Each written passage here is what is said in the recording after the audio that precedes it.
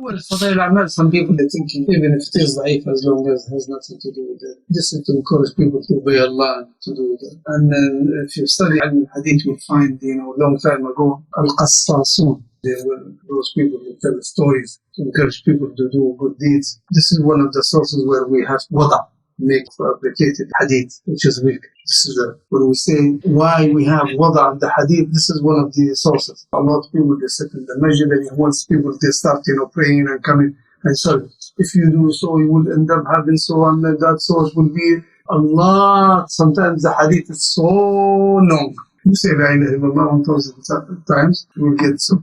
And that 1,000, if you will have, it goes like that, it's all the week.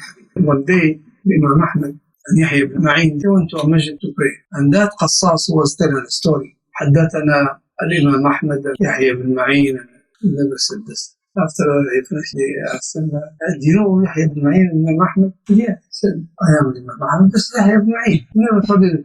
SubhanAllah, I didn't know that there are a lot of stupid people. I know many Ahmad ibn Hanbal and Yahya ibn Ma'in. So they are lying. They're lying to do this. This is one of the reasons why we have wada in the hadith from those people they said.